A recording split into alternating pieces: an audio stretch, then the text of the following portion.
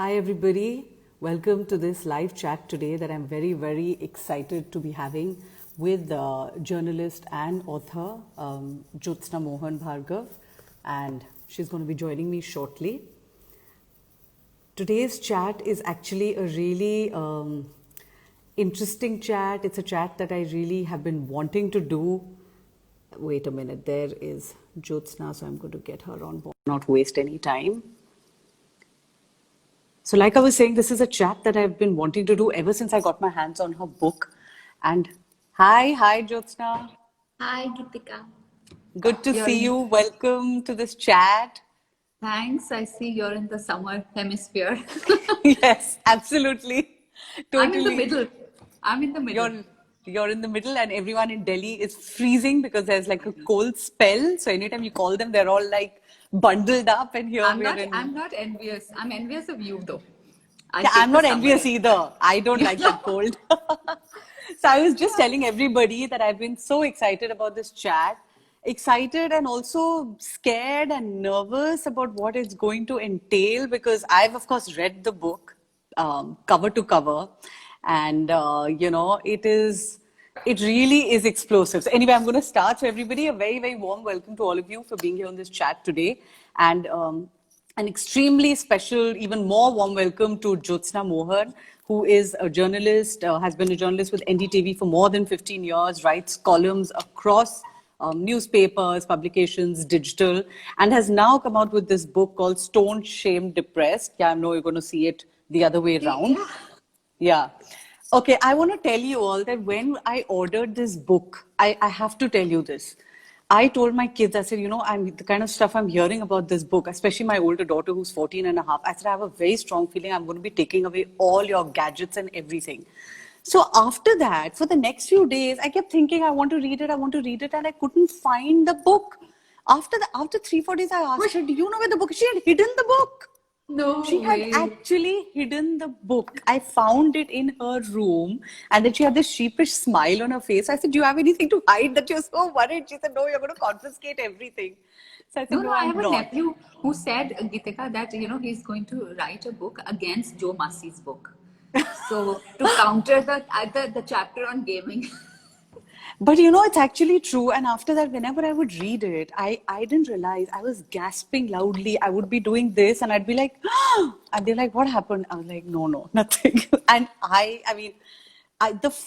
one of the first incidents that, that is there in the book about how young teenage girls today are going into, let's say, like a lingerie store, trying on the lingerie, clicking a photo from the try room, uploading it and then just getting back into their normal clothes and walking out. It just stayed in my mind and I couldn't believe it, that sense of validation is so strong, that need for validation is so strong, that people would kind of go to this extent.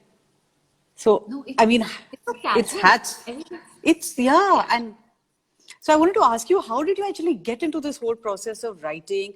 And of course, I'm sure this network of teenagers, you must have got, sort of contacted a few, and then they led you on. And it must have been disturbing for you also while doing this research with all this coming out. So tell us a little bit about how the process started, and then we'll get into more. Yeah, Gitika, I would finish writing this book some days and say, oh my God, I can't sleep. And then I'd go to my husband and say, you better listen because, then you couldn't sleep because, I had to take it Yeah. out. And Yeah. it was just me and my book and my laptop on a table. And then I would be like, oh my God, oh my God. Yeah. It is. So, certain things I didn't anticipate. Yeah, a lot of the stuff actually I didn't anticipate. I didn't anticipate the fact that the age group would have fallen down so Yeah. drastically, firstly. Yes. That Very, was a very. big telling point for me that I started writing thinking that okay, I'm talking about, I'm going to be talking about late teens going into the early 20s, because everything follows through into first year of college, so that Right. stayed.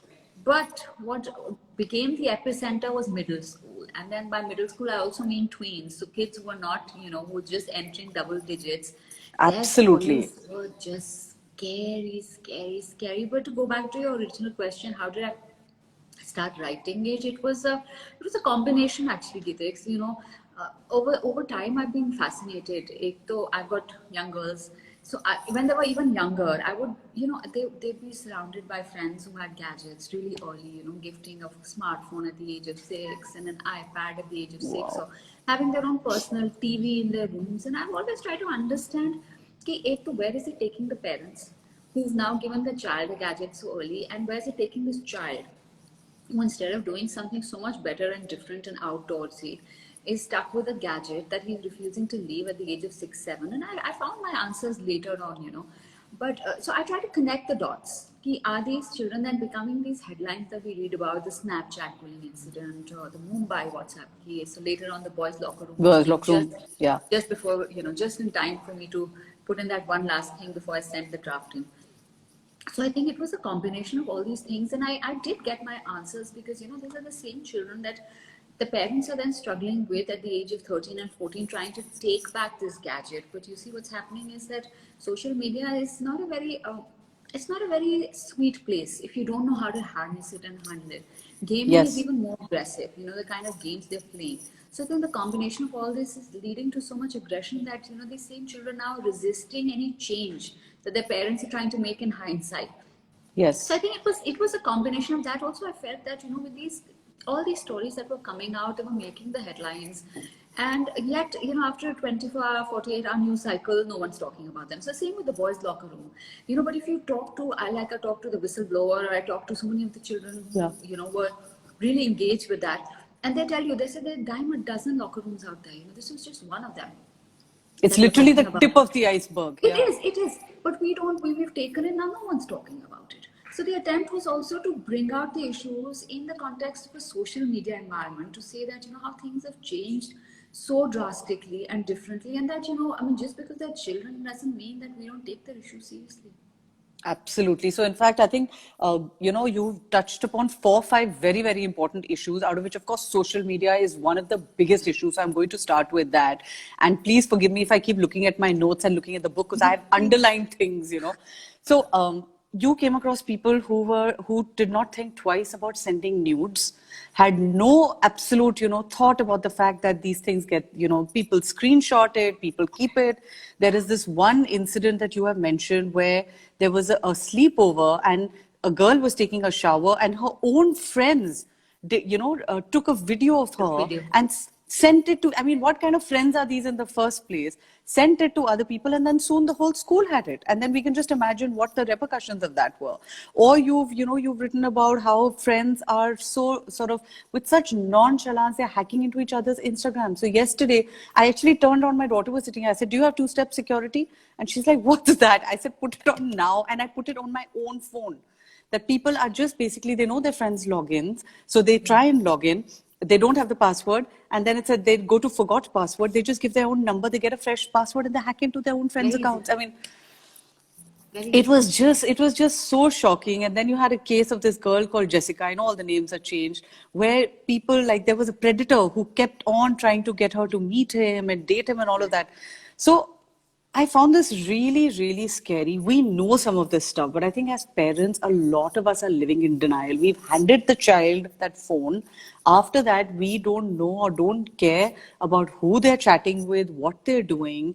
And also, the only way I think that we do as parents is we just issue threats. They also know these are absolutely empty threats. We are not going to follow through. Yeah. So, I mean, I know, like you've said in earlier interviews, that this has been more an attempt to start the conversation. You don't have all the answers, obviously not.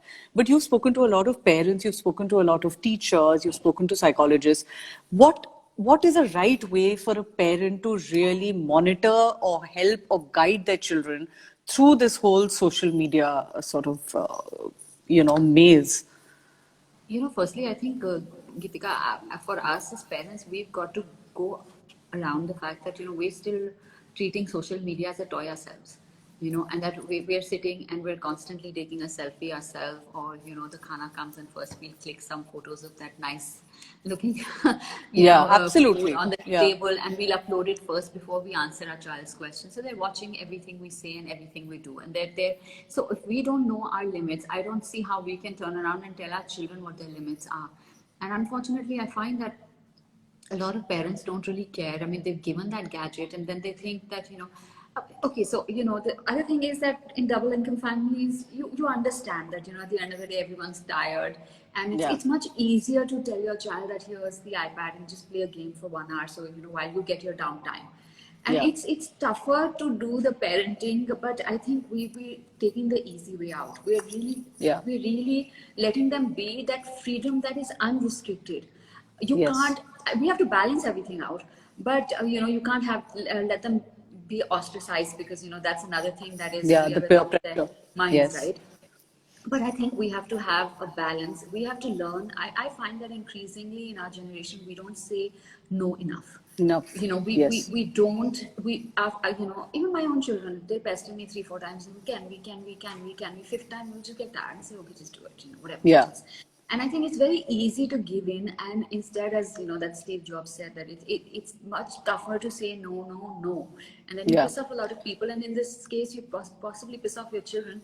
But, I don't think that we say we're given too easily to them these days, because we don't know the repercussions of social media ourselves. So, we are Yes. toying with it and we're letting them toy with it. What is unfortunately the problem is that we as adults, we may be able to sift the predator from a normal person just trying to, make conversation, but they're too young. Yes. They won't know. They won't know. Absolutely. In fact, I was looking at Time magazine and they do studies on the teenage brain every few years. And they have very clearly said through all the years of studies that the teenage brain is a half-baked brain. It is not a fully developed brain. It is literally a work in progress. So you cannot expect a teenager's mind to be able to take that same sort of, or have that level of discernment that you have as an adult. And sometimes we don't have it. We also get weird DMs, no? I mean, you get those requests, but you know how to not let it, or you know how to block it, but your child doesn't. So I guess one way would be to constantly be in touch with them, tell them not to just befriend. I mean, I've seen some of them have Facebook accounts with 2,500, 3,000 people. Half the people they have never met, they don't know, they're not even in their school. But they know through somebody, through somebody, through somebody. And they don't see why this could become an issue. But when it does, it's too late.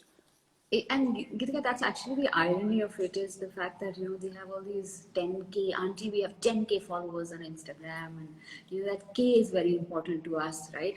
And then how many people do you speak to face to people? And Yeah. that's it. That there are no conversations offline, there are no friends, and they don't have enough friends offline to trust, and yet they trust every stranger online. It's really Absolutely. hard It's to understand worrisome. Yeah.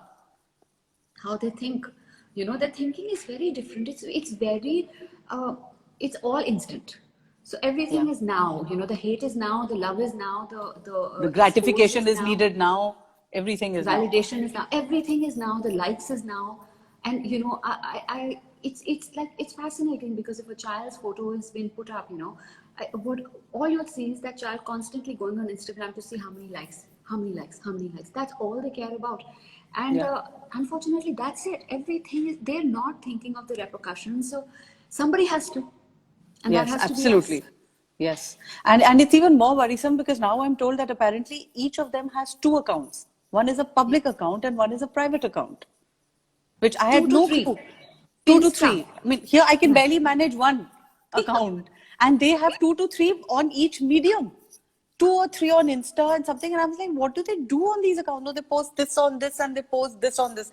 Young 11, 12-year-olds have got followers in thousands. Yeah. I mean, I don't know how, and I just don't understand. I mean, how, but like you're saying, I think what's happened also is that, this whole learning phase with anything in terms of technology has got so crunched with the cell phone Yeah. and with the apps that we are learning and they are simultaneously learning. We haven't had that much time to learn and distill the knowledge and pass it on.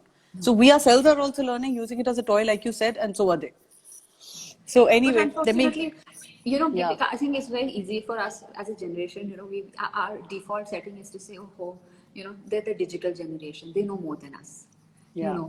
And then we leave it. Okay. And I do it myself. Sometimes I can't put a video on IGTV. My daughter's not Yeah. on Instagram, but I tell her, can you put it? Bam, she'll do it. Yeah. And then, but I don't think, I think it's not good enough. No, Not it's good enough to you're just, absolutely right. And the more they see that we don't know, and the more we keep saying, you do it.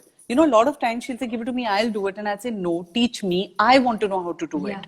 Because the point is, the more she keeps seeing that I don't know how to do it, the more you keep getting cut off, and that divide keeps getting more and more, because they just, you know, Yeah. they have that whole thing that my parents don't know. So I think with And she social thought media, of, you know, yeah. this friend's son. He went to her and he said, "Can you give me can you give me the password for this?" And she said, "No."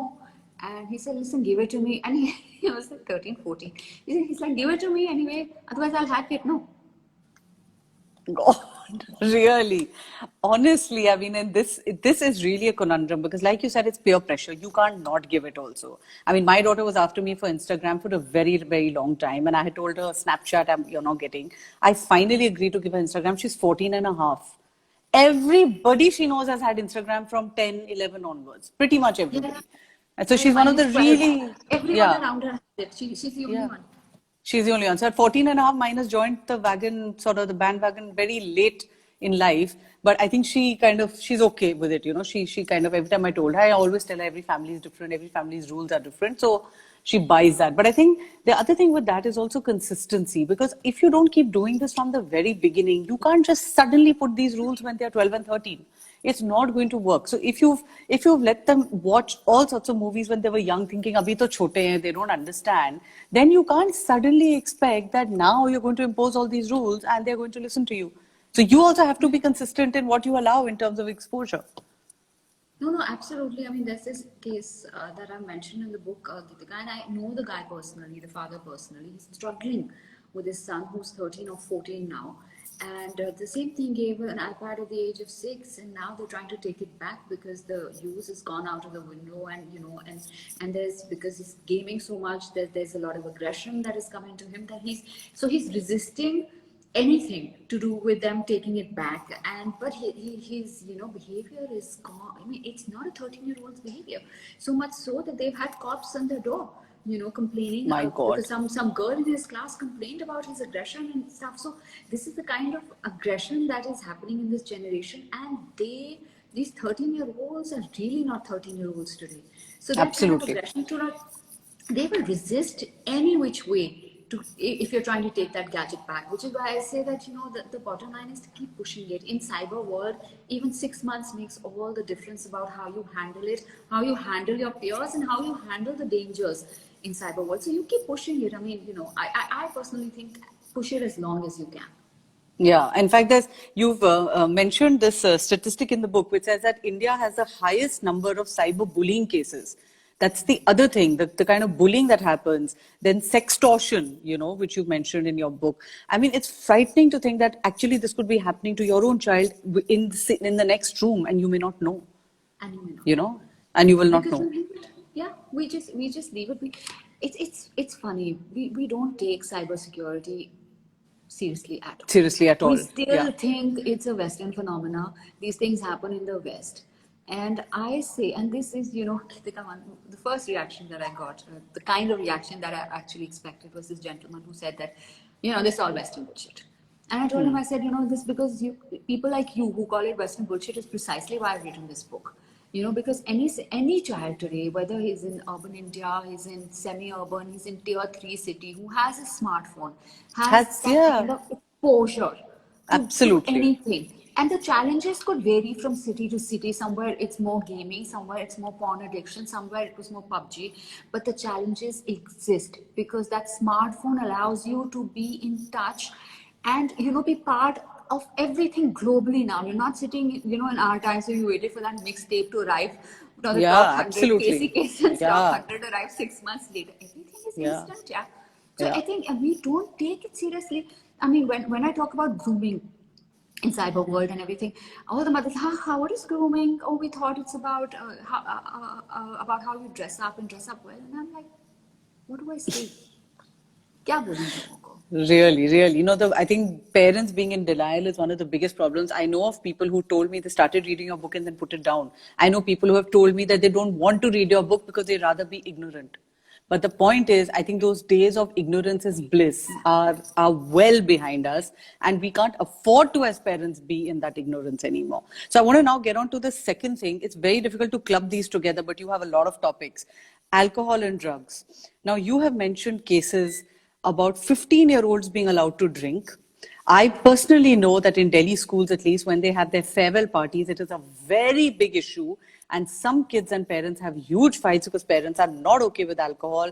Then they come to some sort of a, like a middle ground. Middle ground was like, okay, we'll allow breezers, but not this. But you know what I mean? Once the gate is open, the gate is open. Yeah. And and there were cases where parents were going out and the bar was open and children's teachers were aware that this was going on, but parents weren't. So letting them drink when they cannot handle alcohol. I mean, of course, there was such a sad case also of those boys behind the wheel. I mean, it's happened before, juveniles and, drunken and driving. Then, of course, you've talked about drugs and a combination of alcohol and drugs, which is the scariest.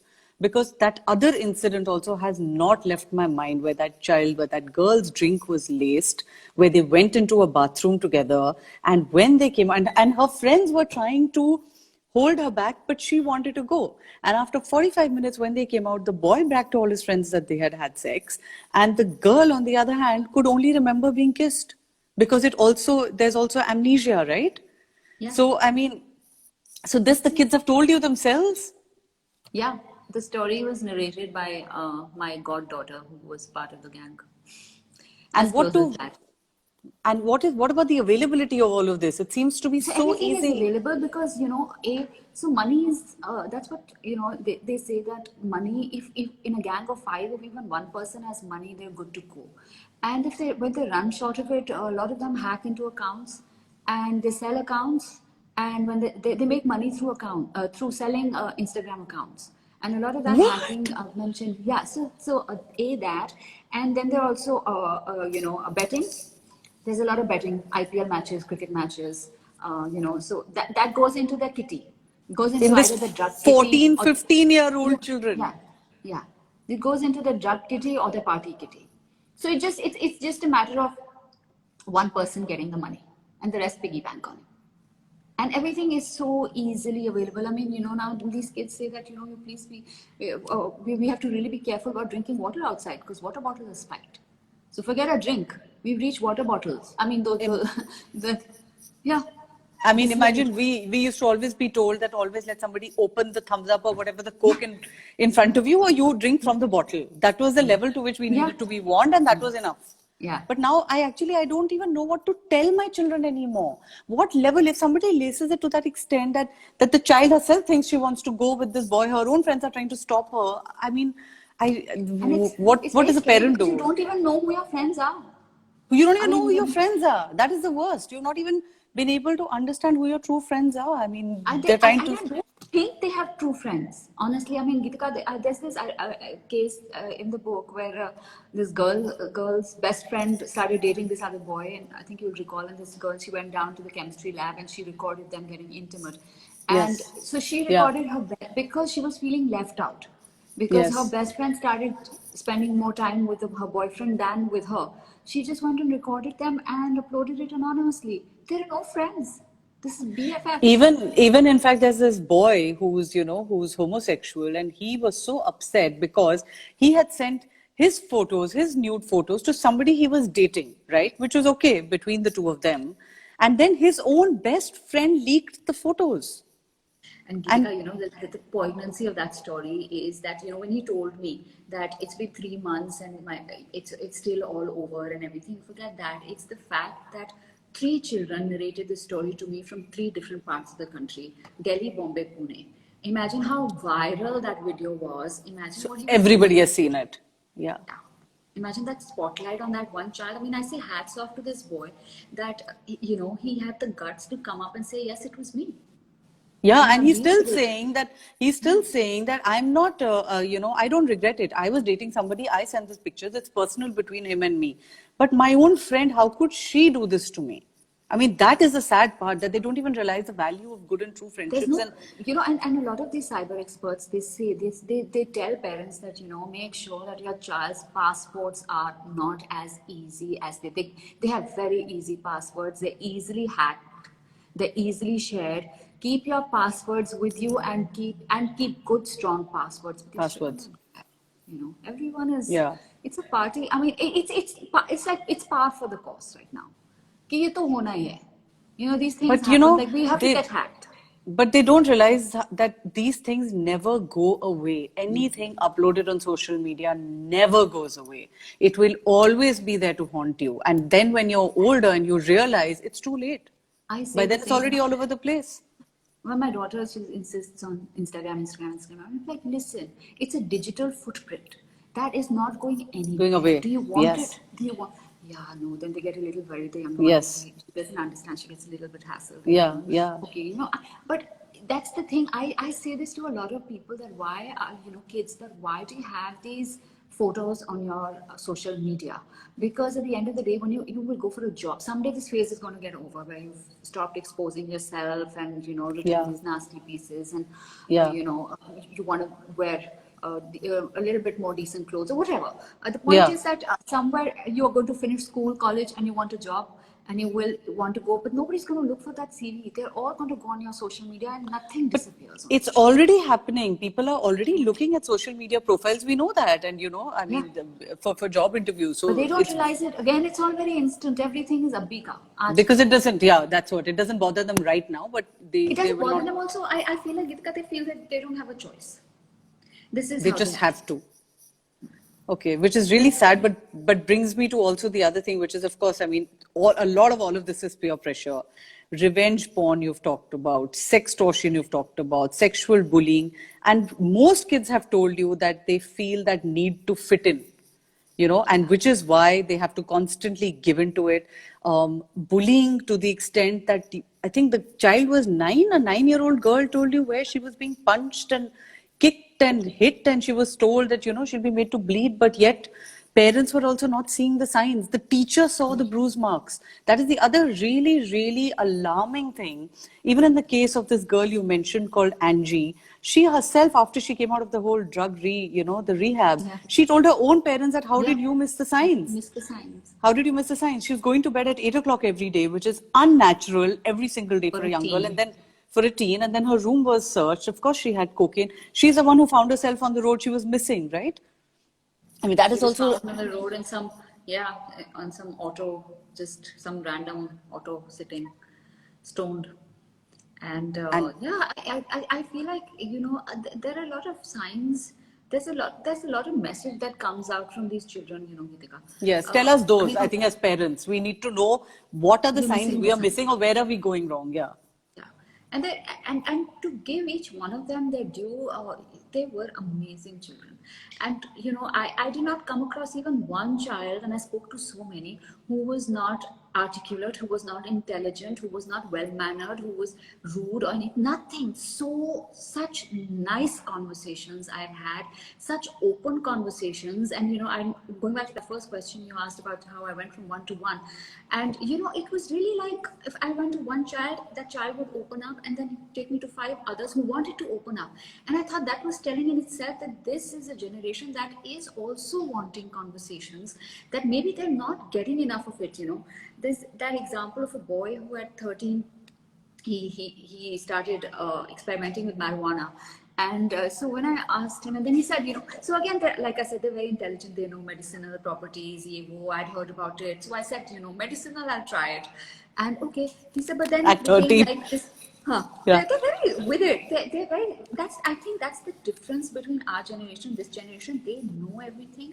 They know what they want. They don't know how to go about it, because they're also stuck in a sense with our society that doesn't, you know, open up. So they don't Yes. know. Say if it's mental health, they know they have a mental health issue. They know they're depressed, or they know they have anxiety issues. They want to go. They want counselors, or they want to go get medication, but there's nobody who's willing to take them, because again, it's not an issue, right? Anyway, so you know this. So coming back to this boy, and then he said I started it, and then you know it became like an experience enhancer.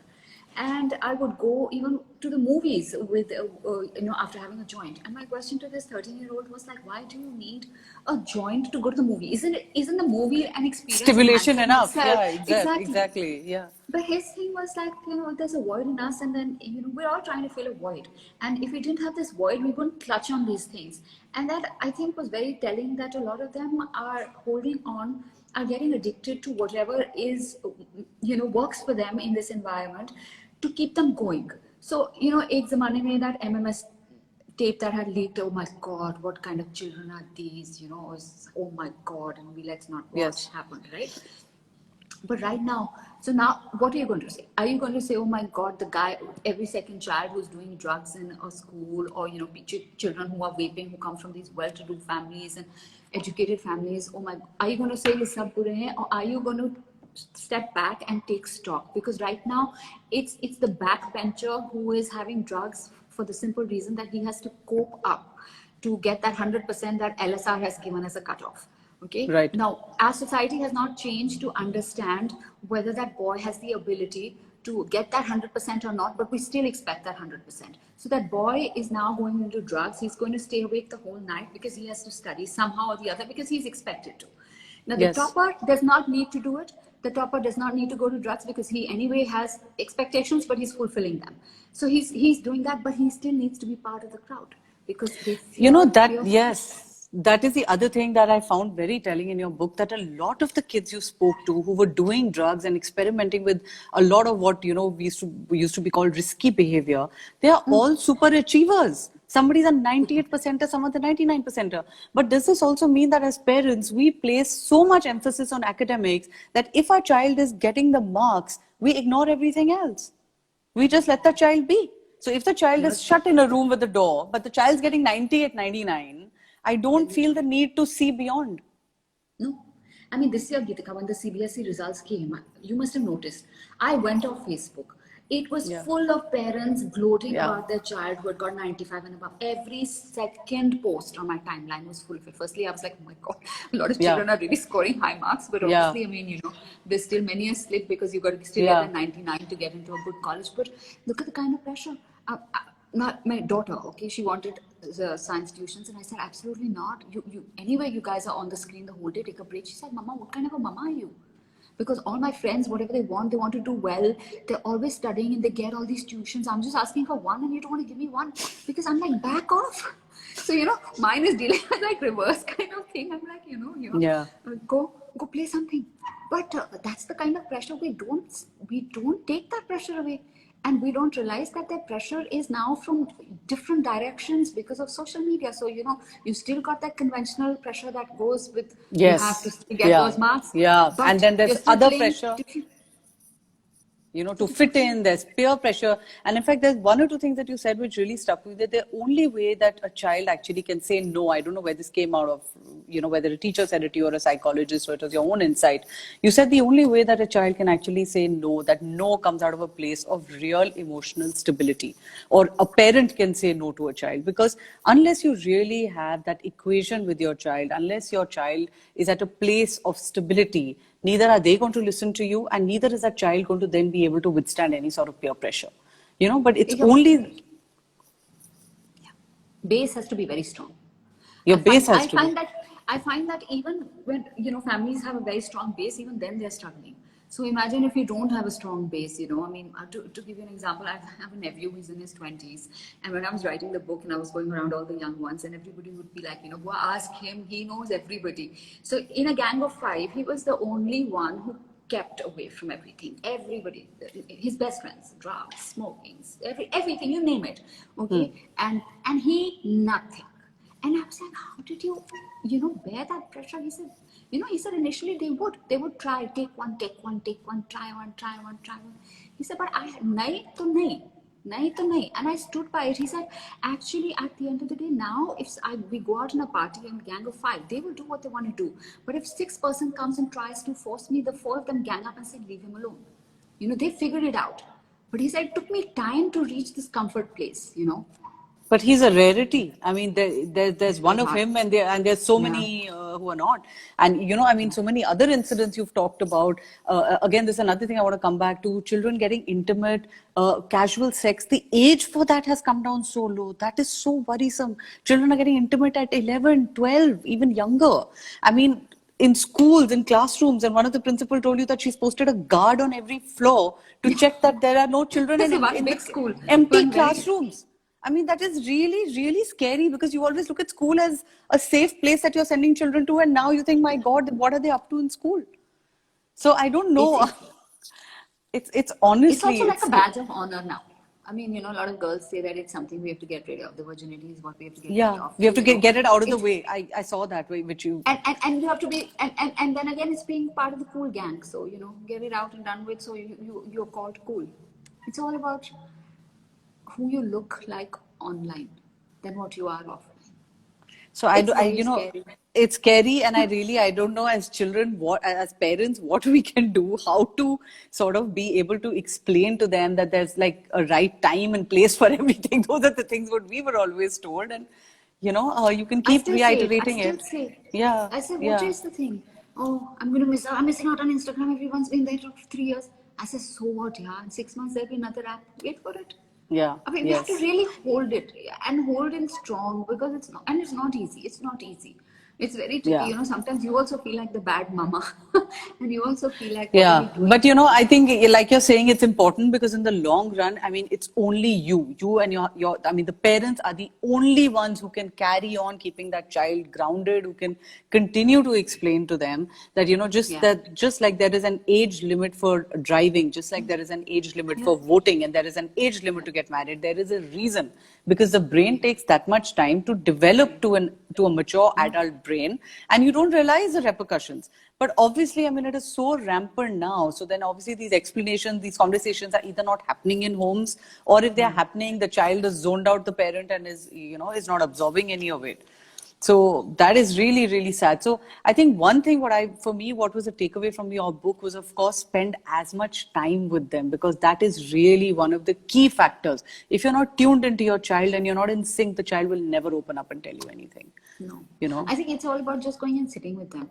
I mean, some Yeah. days you can keep and my husband was reading an article about how you communicate with your children, and my elder one was sitting and laughing because in that it was like you don't go up to your child and say, so tell me what's up. They Yeah. won't open up. And she's like, see, Yeah. Mama, sometimes you come up and say these things. So the trick, I think, is to just sit with them and let them open up. Some days Yes. you can sit for 2 hours and nothing is going to come out. Some days you Yeah. can sit for 5 minutes and come out in the first two, Yeah. and you just wait. But I think I find that also, sometimes my elder one is like, oh, you don't spend enough time. You have no time. You're so busy doing your own thing. We're Yeah. also busy, but I think we have to keep making this space. But, Jibok, yes, your child, I was just reading Yeah. this The about Red Bull. Red Bull because Yeah. I've written this in my introduction that this is the Red Bull generation, honestly. Yes. So I remember Yes. that line, what to do. I mean, my daughter, I'm not going to name the school, but she had gone to represent the school at a football tournament to another city, and she said all the kids were ordering Red Bull in the room. And I was like, how was that even allowed, and why were they? And then I asked her, did you try it? And she said, I did. I found it very bitter, spat it out. So I said, okay, at least there's some, at least she's telling me that. The other thing is also that I feel what's happened is that so much of this has become so normalized around them that they don't even think it important to tell us. So after I started reading your book, and initially there was a lot about the vaping, so I was just chatting with her and I asked her, I said, so do kids around you, are they vaping? And she said, there's a boy in my school who sells it. So you can buy it from him anytime. I said, he is selling e-cigarettes in school. She says, yeah, everybody knows because his father used to have a factory of e-cigarettes, and then the factory shut down when the government put a ban. So anytime he's carrying it in his bag, and he always has 50,000 rupees and an iPhone. I don't know how much of this is all true. And the teachers have been told, the parents have given authority that he can get onto any bus or any private vehicle at dispersal. So then, but she didn't even think that she needs to even mention it to me. I happened to ask her about vaping, and then she said, yeah, everyone knows he sells it in school. This is how normalized it is becoming, Yeah, but Geetika, I feel like at least she's knowledge is power to me, honestly, and I feel like at least our kids then if they're aware of it, it's so much better than the same way this other school where I personally knew this child had been caught vaping and confiscated. His e-cigarette had been confiscated. I knew his mom, and I said, listen, have you asked him? Does he know about vaping? And she said, absolutely not. I said, listen, do you want to check with him? I'm not even, I hadn't even reached the fact that does he vape? All I was saying was, does he know about vaping? Absolutely not. I said, check with him. No need. My child has no idea. And I'm thinking to myself, what? Where are you? You're not even at the starting line. You're not even But at the that's the starting thing that line. And then lies so much.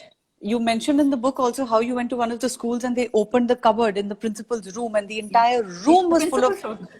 confiscated e-cigarettes, and it looks like a little pen Pen drive. drive. Yeah. So they carry it in the geometry boxes, and the parents are oblivious to what it is. Geometry boxes, socks, anywhere. And And it's very rampant. It's very rampant. and by the way, you had said about the water bottle. So I had heard of a case also in Delhi where where vodka was caught in the water bottle, and after that, it was made mandatory for water bottles to be clear, transparent. Yeah.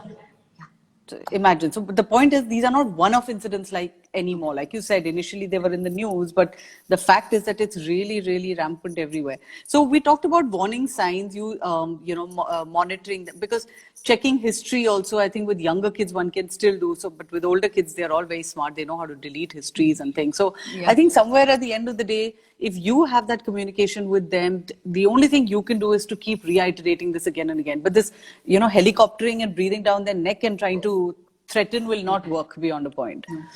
No. Okay. I think really, it's all that. I think we are also interfering too much in their other lives, in their school lives. That whole helicoptering, playing on politics, taking on other children on behalf of our children. We're not letting children figure out their battles. We're not letting children figure out their absolutely. fights. Doing so much harm, so much harm. Right. Everything is on a platter today, no? Everything is on a platter. The fights are sorted out on a platter. Everything is given. We're not letting them develop only, no? We're making them so sort of, we're not letting them understand dependent. The mistakes. Yeah, they won't understand the repercussions. Also, one more thing I wanted to ask you, some of the kids you spoke to, did any of them talk about the fact that, because I always feel that, and I used to read this also, psychologists always say that know who your children are hanging out with, make friends with those parents. So did the kids say that whenever they had a close circle like that, were those kids slightly better off in handling, peer pressure or stuff?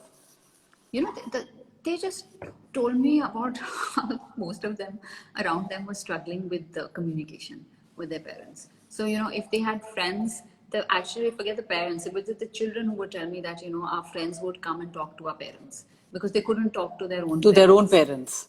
Yeah.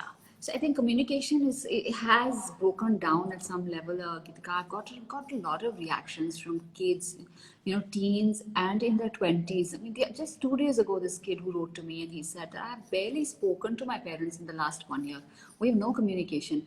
And I don't know how to tell them that, there are things that the moment I start telling them that these kind of things exist in society, there's a blank denial. So I think it's very hard for them to understand really what's going on. Because on how to talk to their parents as well, because the parents are not receptive to anything that is not conformist, and that's how we've been as a society.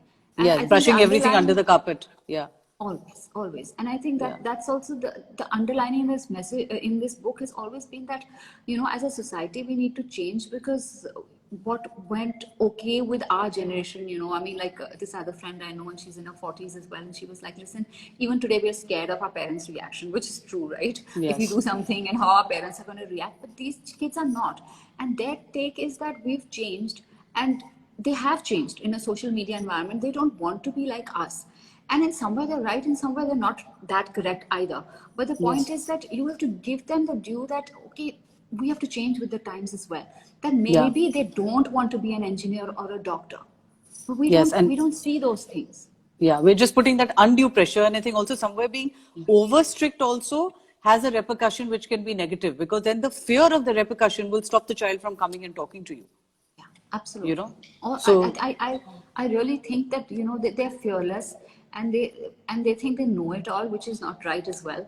But there's lots more. I think communication is really the key, to keep talking, and and I say even when there is communication, it's not that easy in some households. So I mean, there are challenges even then. I know of this mom who's very open household. They're talking, but the son.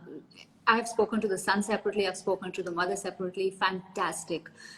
This boy, I think, I told him, I said, if I ever open my own job, you please come join me for whatever. He's that brilliant.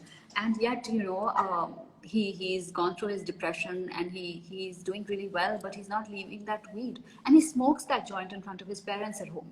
And, these are parents who've been on the ball, who've confronted everything, who are open, and yet, it's hard. So I say that if you're not connected, I imagine how much more tougher it is to understand what's going on with them. So we have another question here. Aisha said, how do parents communicate with kids who choose to go to a boarding school? You want to since answer? since both of us are boarding school, so I think, honestly, boarding school is a totally different environment, because Yeah. how much ever you say, there is definitely still far more control.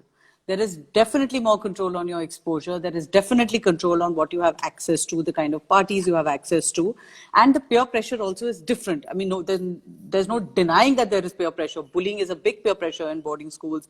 Needing to fit in is a big peer pressure. So that's the thing, the peer pressure is in different ways. But I think now boarding schools have also opened up to communication. They allow phone calls, people can go and meet. And I think if you're connected with your child, then boarding school or not doesn't matter, because we all went to boarding school as well, right? So we didn't lose that connection. But Geetika, there So is this one boarding school which allows, I think, 5 gadgets. And there's I know a few kids who've been called back by their parents from there. And the point is, you're sending. I think your I know child- which one. Okay, yeah, the point is, you're sending your child to a boarding school so that you can get away from all this and have a more Yes. outdoor life, and so it defeats the very purpose of all this. But I actually think that that network that you have there and that connections that you make and the kind of life you have, it takes you a long way. I mean, Yeah, it does. undoubtedly. I mean, it does. It's much Absolutely. different. Like, I mean, I think that today, when kids don't have real friends, if you go to a boarding school, you'll still make a lot of real friends. Yeah, absolutely. And I think, who will have your back for life, honestly. yeah. And I think one of the key things in all of this, which somebody also said here right now, is that, I mean, he said something about, or he or she said something about how you need to be, they need to see you as cool. I think more than that, they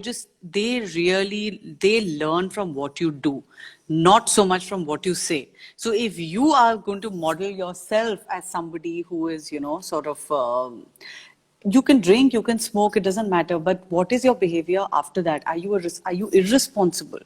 Kids are noticing all these things, that that they look at you, they see, okay, fine, you have great friends, you go out, you party, all of that, that's okay.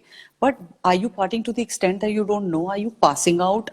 So they notice all these things, and they notice everything, they can see, and then they will also gauge how much to trust your opinion. So yesterday I actually asked my daughter, I was again researching from your book, and I said, tell me something. What if I told you that I have an inkling about this one friend of yours? I don't think that she or he is a good friend. What would you do? So she said, I wouldn't immediately go and sever ties with the friend, but I would then have my guard up. If you felt that, I would have my guard up, and then I would see if what you're saying is true, then maybe I would listen to it. And I said, and why would you do that? She said, because I know you have real friends. And I thought to myself that, I've never had to say this. It's never come out like that in conversation. But the fact is, kids see, they understand. So they know that, okay, if somebody is saying this, it's because they have real friends. They know what real friendships are. So I will. So they are also actually judging us all the time and deciding whether they want to take our opinion into account or not. Yeah, It all wasn't the time. All the time. all the time. Yeah. All So the time. They're looking to point yeah, out. yeah. And every time they tell me that you are too busy or you're on the phone too much and you're telling us to get off the phone, I know they're right. They are 100% Me right. also. So I'm not I trying to also know. deny it. I know, I agree. I said, yeah, it's true. So some days I'll make a conscious effort to put the phone away and go and be in their room. Or like that day we started playing Monopoly and we played for 5.5 or 6 hours, because obviously I had to keep taking breaks, Yeah. But the We have fact to is do that we have to do it, what to do, have to go to the kitchen, whatever, do other stuff. The point is that they were very happy to be off screen for those 5-6 hours. They didn't grumble. So we are the ones who actually tell them that go watch a movie, do this, because, I mean, like you said, we're all busy, Easier. we have things to do. It's easier. So anyway, we've been chatting for very long. I'm going to take 1 minute more to mention one more topic that you've devoted a lot of time and place to. I, of course, firstly think that everybody watching this chat live and later should please read the book. I really want to tell you all, please stop being in denial by coming thinking. ulta, but it's Yes, it's coming the other way around.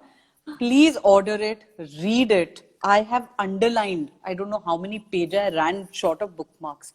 Medicine names, sleeping pill names that I never knew. The kind of things that, like, now I'll be that much more aware. If my child is talking, I'll be able to pick up on things maybe which I wouldn't have been able to. And I think it is so important if your parents, if your children are not going to see that you are going to be even open to having these discussions, they're never going to bring it up with you. You have to be more aware, right? Just like it is for technology. If you are not aware, how are you going to guide them? Or how are you going to help them if they, should they reach that, that position? So anyway, the other thing that you've devoted a lot of time to is gaming. I had personally never realized, I don't know if this is a gender thing, that boys tend to get more addicted or girls don't, or what, I don't know. I'm not making any sort of assumption. But I had never realized that gaming could be this bad, and it is happening like this in India. So tell us a little bit about the gaming stories, because they're also very scary. So I have to tell you that I love gaming. I used to. Okay. but when this chapter, coming back to the book, I wrote it right in the end, thinking कि ये सबसे lame chapter is. It's going to be my lamest because I didn't have that much content. I just knew that okay, it's a gaming disorder, WHO, and that PUBG and the blue whale and all that, the kind of stuff that was going on around it. And I said I'll do it. I kept pushing it to the end. That when I'm done with everything, because this is going to be the lamest chapter, and there's not much info, and it's not going to be that great as the other chapters. But when I finished it, it was a complete revelation for me and my editor, and we were holding our head with the kind of information we had come across. And no, and the aggression, 16 hours of gaming, children pushing that mother who he pushed her so hard. I mean, yeah. It's so, because they're playing aggressive games. A, they're playing aggressive games, so it's manifesting in their behavior. B, then, they're sitting for hours, they're getting into the junk food, they're becoming antisocial, they don't know how to talk to anybody, but they're just, and then of course they're getting all these, eye twitch, backache, headache, all that.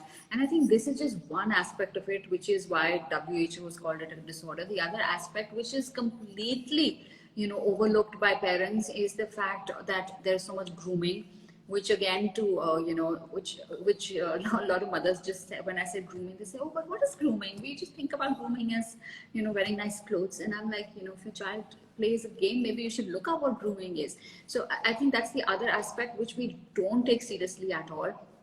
And with so many cyber experts told me that it is a big issue when it comes to gaming in India, because if you're playing multiplayer games and you've got your child is playing with 50 other people, the chances are that 25% of those or 50% of those are not the 8, 9, 10 age group that the child is, and they're actually somebody else. And it is a system. I mean, there was New York Times had this big report on how grooming is happening through gaming, and it is something very similar here.